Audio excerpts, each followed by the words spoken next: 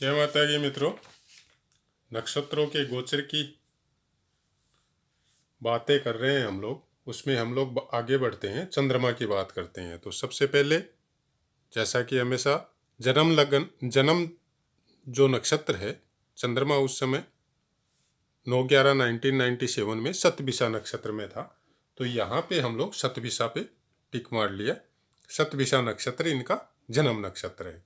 तो अब चंद्रमा को हम लोग देखते हैं। तो चंद्रमा के बारे में लिखा गया है कि अगर जन्म नक्षत्र में ही एक नंबर में अगर चंद्रमा गोचर में हो तो क्या करेगा? वो धन हानि करेगा। मान लीजिए आपका चंद्रमा अभी करंट में शतभिषा नक्षत्र पे है, तो उस दिन या जितना दिन वो रहता है वहां पे, तो वो आपको धन हानि करेगा। एक नंबर गोचर में चंद्रमा देखना है।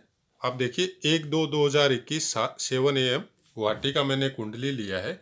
इनका चंद्रमा उस समय उत्तरा फाल्गुनी में था। उत्तरा फाल्गुनी कहाँ पे था? उत्तरा फाल्गुनी ये 12 नंबर पे था। तो यहाँ पे हम लोग टिक मार लेते हैं।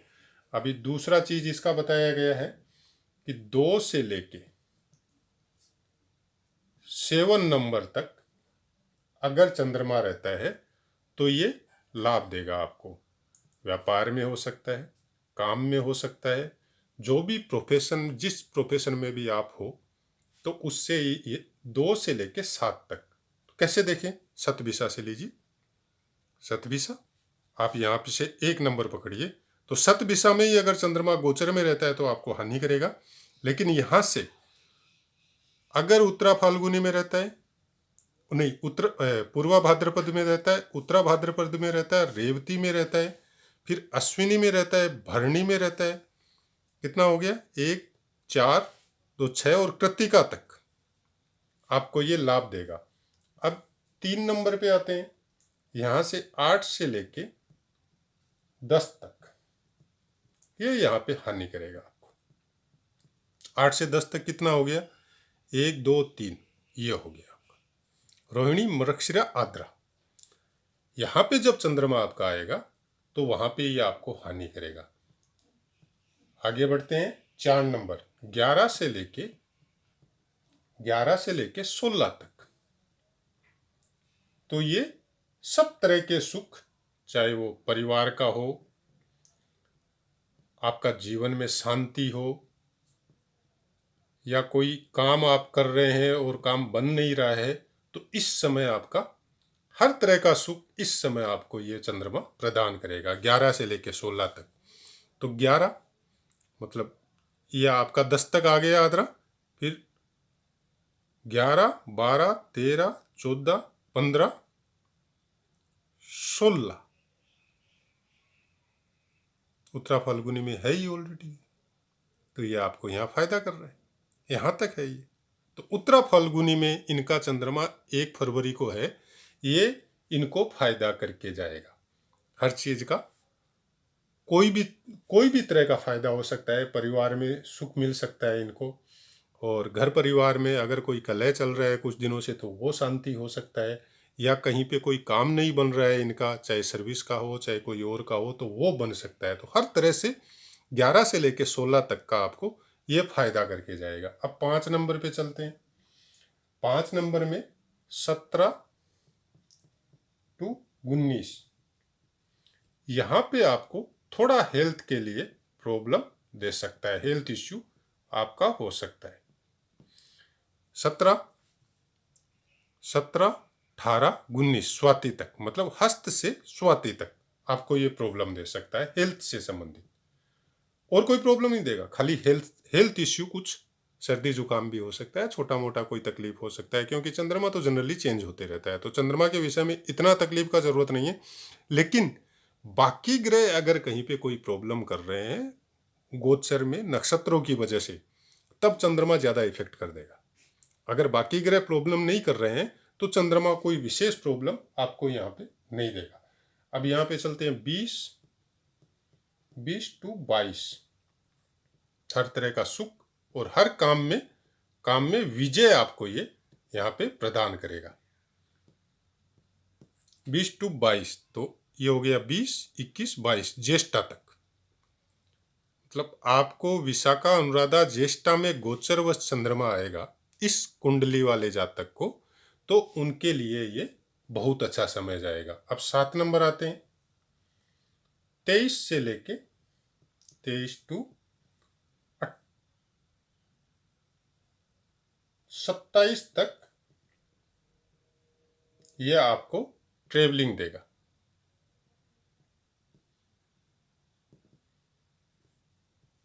मतलब बिना मतलब की यात्राएं, जिसका कोई मतलब नहीं है, आपके काम से, आपके धंधे से और से कोई मतलब नहीं है, वो ट्रेवलिंग आपको ये 23 से लेके 27 तक देगा। तो 23, 24, 25, 26, 27 धनिष्ठा तक ये आपको अननेसेसरी ट्रेवलिंग देगा। तो ये चंद्रमा के गोचर की हम लोग यहाँ पे, ये चंद्रमा से ये कनेक्शन होने से इस तरह से आपका ये प्रॉब्लम और प्रॉफिट दोनों इस तरह से, जैसे जैसे चंद्रमा भ्रमण करेगा नक्षत्रों में, उस हिसाब से, इस हिसाब से आपको ये अच्छा या बुरा जो भी फल है अपना देके जाएगा। तो चाहे तो आप इसको नोट कर सकते हैं, चाहे याद कर सकते हैं, कोई प्रॉब्लम नहीं है। अगर 28 नक्षत्रों को आपने, 27 नक्षत्रों को अगर आपने याद कर लिया तो ये भी नॉर्मली याद हो जाएगा जब इसको अभ्यास के अंदर आप लेके जाएंगे। तो विशेष इसमें देखने का बात इतना ही है कि अगर आपका गोचर ग्रहों के हिसाब से शुभ चल रहा है और उस समय अगर नक्षत्रों के हिसाब से भी शुभ हो जाए तो ये बहुत अच्छा रिजल्ट देता है। ग्रहों के हिसाब से अगर शुभ नहीं है और नक्षत्रों के हिसाब से शुभ है तो फिर आपको वो अशुभ परिणाम कम देगा। और नक्षत्रों के हिसाब से, ग्रहों के हिसाब से, अष्टक वर्ग तीनों के हिसाब से अगर आपका गोचर में बहुत अच्छा पीरियड चल रहा है तो फिर वो 100% रिजल्ट आपको देके जाएगा उस पीरियड में। इतना हम लोगों को जन्म कुंडली का फल से ज़्यादा, जहाँ तक मेरा कहना है, जन्म कुंडली के फल से ज़्यादा अगर हम लोग गोचर पे विशेष ध्यान रखें तो बहुत कुछ अच्छा हो सकता है। अब ये चीज़ें पूरी तरह अपने ऋषियों द्वारा किताबों में वर्णन किया गया है। आप नक्षत्र से संबंधित कोई भी किताब अगर आप लेंगे, चाहे वो फल दीपिका हो, उसमें भी आता है थोड़ा बहुत, या नक्षत्र ज्योतिष है उसमें भी आता है, तो उसमें ये सब आपको मिल जाएगा। आप वीडियो में सुनते हैं, उससे नोट करते हैं, कोई प्रॉब्लम नहीं है। मेरा कहना इतना ही है कि अगर आप सुनने से आपको बहुत अच्छे से याद होता है और आपको टेली करना है, क्रॉस टेली करना है कि सही है ना गलत है, तो आप बुक्स अपने पास जरूर रखिए। अब कुछ चीज़ें जो मैं मेरे हिसाब से बता रहा हूँ। एक चीज़ देखिए आप कि सूर्य आपकी जन्म पत्री में, जैसे इस गोचर में 1/2/2021 7 AM गुवाहाटी का मैंने गोचर लगाया है। यहाँ पे सूर्य के साथ शुक्र, गुरु और शनि 4 ग्रह एक साथ बैठे हैं। होता क्या है, हम लोग जो प्रिडिक्शन किसी से लेने जाते हैं तो डायरेक्ट अपने ऊपर एक क्वेश्चन राइज हो जाता है कि आपके तो तीनों ग्रह अस्त हैं। कौन कौन से अस्त हुए? लग्न का मालिक अस्त, फिर आपका गुरु कहाँ कहाँ का मालिक, ये गोचर लगाया मैंने। अब आप देखिए, 7वें घर का, लगन के हिसाब से 7वें घर का और 8वें घर का मालिक शनि है, सूर्य के साथ आके बैठ गया। उसके बाद में गुरु देखिए आपका भाग्य का और आपके 6 हाउस का मालिक है, सूर्य के साथ आके बैठ गया। शुक्र आपका चतुर्थ का और लाभ के भाव का मालिक है, सूर्य के साथ आके बैठ गया। तो अपने को यहाँ पे कुछ अननेसेसरी भय या आप कुछ और तरीका से जो समझ सके, मैं कुछ खराब शब्दों का चयन नहीं करना चाहता, कुछ डर टाइप से अपने को बताया जाता है कि ये पीरियड आपका खराब जाएगा, आपके ऊपर ये प्रॉब्लम आएगी, आप ये सब कर सकते हैं, ये उपाय कर सकते हैं। मेरा एक बात पूछना था आपसे, एक नॉर्मल लॉजिक है। आप एक चीज समझिए, सूर्य को हम लोग पिता मानते हैं ग्रहों में, ठीक? इसी के प्रकाश से सब ग्रह प्रकाशित होते हैं। ये जब अपना प्रकाश सब ग्रहों पे डालता है तो वो प्रकाशित होते हैं।